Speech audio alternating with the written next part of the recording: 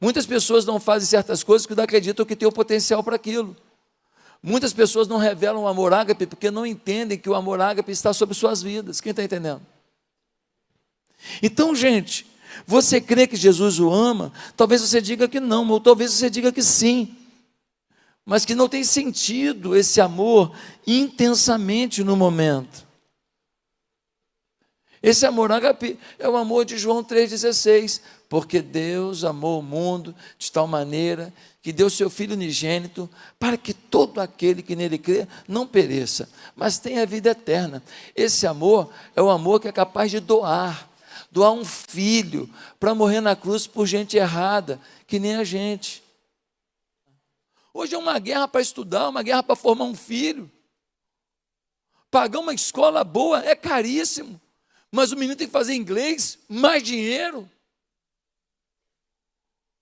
É uma guerra, espada, é uma guerra trabalhar, é uma guerra a gente manter um casamento, é tudo lutando para arrebentar os casamentos. A melhor amiga da sua mulher, o conselho dela é: você tem direito de ser feliz. Meu Deus, que conselho é esse? Como se o divórcio fosse a solução para tudo. Hoje é uma dificuldade para você alinhar a sexualidade dos filhos, porque escutam tanta porcaria, prove disso, prove daquilo, depois no final estão desconfigurados. E sabe o que acontece? Principalmente com as pessoas que fazem cirurgia. Sabe o que os especialistas dizem? Que essas pessoas que fazem cirurgias, mudança de sexo, tal, que eles têm 78% deles são dominados por pensamentos suicidas. E 44% tentam. Estudos. Está tendo que pegar na espada. Quando fala de nudez, está falando de se cobrir uma roupa, se cobrir, ter um teto. Hoje, que dificuldade que é para morar. Um aluguel, o preço que está. Conforme o aluguel, ainda tem às vezes o condomínio, ainda tem uma despesa extra. A pessoa tem uma casinha, herdou uma casa da família, mas não consegue fazer a manutenção, morar, habitação, vestimenta, a nudez. Olha que luta. E as pessoas, nesse emaranhado de coisas, elas começam a falar assim: querido, quem está resolvendo a minha vida? Sou eu? Então, querido, eu sou o cara. Quem está resolvendo a minha vida foi você que me ajudou, então você é minha referência. Eu agora vou ouvir você. E quando a gente começa a definir de onde vem a nossa segurança, a gente esquece do amor de Deus. Nesse emaranhado de tribulação, espada, nudez, fome, a gente às vezes tem um emprego, então o emprego passa a ser a nossa garantia, e você vive em função do emprego, e você está todo obstinado pelo emprego. Olha o meu emprego, que você fala: aqui é meu porto seguro. E você deixa de lado, às vezes, a percepção do amor de Deus. Ao longo da vida conheci pessoas que sofreram tanto, que não acreditavam num Deus de amor. Colocaram na conta de Deus os seus sofrimentos, colocaram na conta de Deus suas lutas, colocaram na conta de Deus suas dormidas num colchão, num quarto sem geladeira, para tentar a vida. Colocaram na conta de Deus a ida para uma outra cidade, saindo do Nordeste, para o centro de São Paulo, longe da família, para tentar ter uma vida melhor. Colocaram na conta de Deus. Esqueceram que nós fazemos decisões, que fomos feitos à imagem e semelhança de Deus, que nós escolhemos nossos destinos, como vamos escolher domingo que vem o destino da nação. Nós escolhemos, quando a conta chega, a gente reclama. Você ainda é culpado de tudo que te aconteceu, mas a estrutura que foi gerada vai gerando isso. Não é que Deus queria. Será que seus sofrimentos roubaram de você a sensibilidade do que Deus é? Será que você se focou nas suas dores e esqueceu dos mimos? Porque tem gente que olha tanto para as suas dores, que não percebe onde estão os carinhos, os mimos. Você chega para essa pessoa e fala para ela assim: olha, Eu tenho uma casa de praia, de frente para a praia. Vou botar um mordomo lá, vou deixar a geladeira cheia, vou deixar uma cozinheira lá. Olha, vai lá, passa uns dias lá descansando, eu quero te abençoar. O cara fala assim: o que você está querendo em troca? Sim ou não? O que você está querendo em troca? Não, quero te abençoar. Te conheci na igreja, você foi legal demais comigo, me abençoou, me recebeu tão bem e tal. Estou te abençoando. Não, não, não. Ninguém faz isso por ninguém. De muita esmola? Hã? Até cego desconfia. É, a gente aprendeu essas crenças aí. Então a gente não desfruta dos mimos. Por quê? Porque a gente é desconfiado. A gente nunca acredita que o amor de Deus faz no meio das nossas lutas ter um mimo do Senhor. É assim que a gente faz.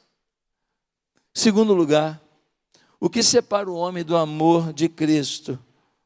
Seus problemas interiores, sua angústia. Olha o que ele diz: quem nos separará do amor de Cristo? A angústia. Uma coisa são as lutas, que a gente falou no primeiro ponto. Outra coisa é o que as lutas geram dentro da gente, a angústia.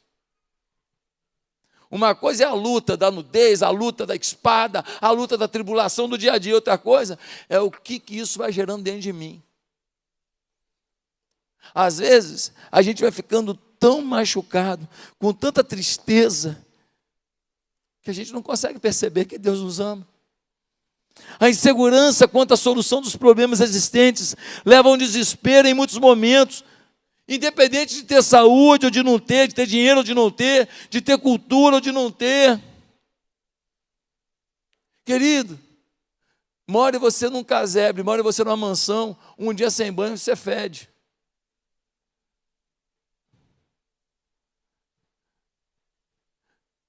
Tenha você um carro de R$1 milhão ou um carro daquele que está com um buraco que tu botou a tábua. Tem gente que fala assim: existe isso? Aham. Eu sei bem o que é isso. Seja você dono de um carro desse ou do outro, querido, quando você chega no hospital, o médico fala assim: olha, é metástase.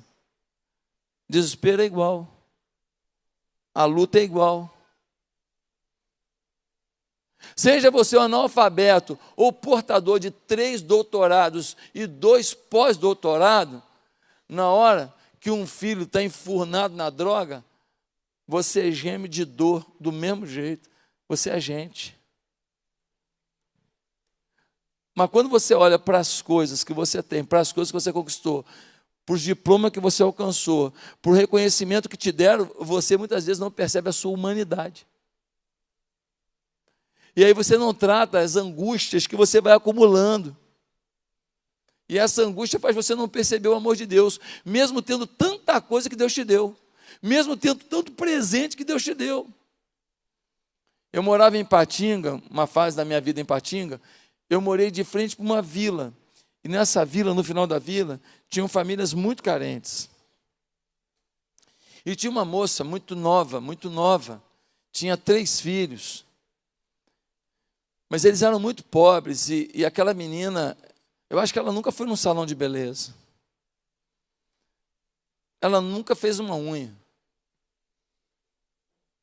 E ela andava com umas roupas muito simples. Penso numa moça que bem tratada estaria bonita, mas ela estava tão maltratada que ela estava assim com uns 15 anos a mais do que ela realmente tinha. E eu estava falando para ela do amor de Deus. E sabe o que ela falou para mim? Ela falou assim: pastor, eu nasci só para sofrer. A definição de vida dela é: eu nasci para sofrer. Ela não consegue ver o quanto Deus a ama. Ela não consegue olhar a bênção de Deus nos filhinhos dela, que eram criancinhas bem ativas, saudáveis. Ela não consegue perceber nada, porque ela não consegue pentear o cabelo, soltar o cabelo, se ver bonita. Ela não consegue, porque a angústia dominou a vida dela. Quando eu falava de Jesus, para ela que Jesus a amava, é como se ela estivesse dizendo assim: como é que ele me ama e me deixa vivendo assim? Eu não sei se algumas angústias têm impedido você de perceber o amor de Deus. Mas tem uma terceira coisa nesse texto que nos mostra por que ficamos afastados do amor de Deus. São os conflitos com pessoas do nosso convívio diário. São os conflitos com as pessoas do nosso convívio. Paulo diz assim, que nos separará do amor de Cristo. Ele fala assim, as perseguições. Quando a gente fala de perseguição, a gente está falando de bullying, de injustiça, de maldade, de inveja, de vaidade. Muitas vezes uma pessoa começa a te perseguir, começa a te destratar, começa a te desprezar. Isso vai gerando dentro de você uma raiz de amargura. Essa amargura vai sendo tão forte que tudo que Deus faça de amor fica quase que imperceptível. Tem uma camada de raiz de amargura no coração que quando vem uma chuva torrencial de amor de Deus, bate ali e escorre, não alcança o coração, quem está entendendo? A frustração, a raiva, a tristeza com a perseguição de alguém vai tirando da gente a possibilidade de receber esse amor ágape e de até perdoar quem faz isso com a gente. E de desmobilizar a maldade de alguém com o nosso amor. Eu estava conversando com um executivo de uma empresa, ele foi executivo de uma empresa, e tinha alguém acima dele, que era o presidente da corporação. E esse camarada, ele começou lá embaixo, peãozão na empresa, foi crescendo, crescendo, crescendo, virou presidente de uma unidade da empresa.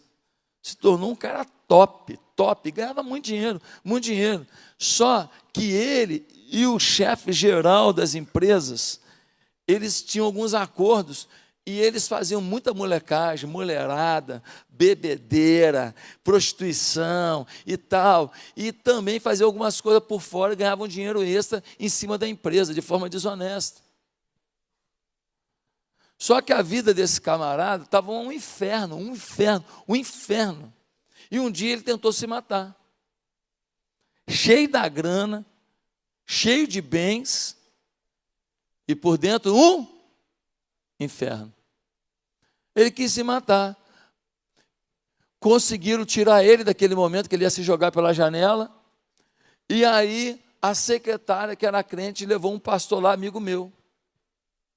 Levou um pastor amigo meu. O pastor amigo meu foi lá e começou a conversar com ele. 4 horas de conversa, 4 horas chorando. Ali ele recebeu Jesus. O cara recebeu Jesus, decidiu ali. Esse negocinho que eu fazia por fora para ganhar dinheiro, que não é tão honesto, parei agora. As mulheradas, parei agora. As bebedeiras, parei agora. Pornografia, parei agora.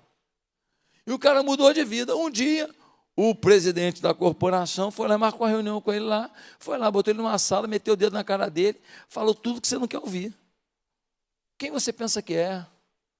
Você fez essas vagabundagens toda a vida inteira, agora vai querer bancar o santo, vai querer bancar o crente? Você está maluco? Você é um hipócrita, você é um falso. E pá. Se revoltou porque ele se converteu e parou de fazer coisa errada. O parceiro de coisa errada parou. Se você quiser fazer, faz sozinho. Eu não estou mais contigo. A revolta foi tão grande que ele começou a ser perseguido. E ele era muito produtivo, então não podia mandar ele embora logo, senão o dono da corporação, o dono, ia perguntar por quê, porque os resultados eram muito grandes. Mas a pressão foi tão grande que ele teve que pedir demissão. Na verdade, ele fez um acordo para ser mandado embora. Queridos, às vezes nós somos tão injustiçados, que isso vai gerando na gente uma revolta, uma frustração tão grande, uma tristeza, uma angústia, que a gente não consegue ver o quanto Deus nos ama. Ah, meus amados, muitas pessoas falam assim, mas é muita dor. Presta atenção no que eu vou falar agora. Às vezes, a melhor demonstração de amor por você é te permitir a dor.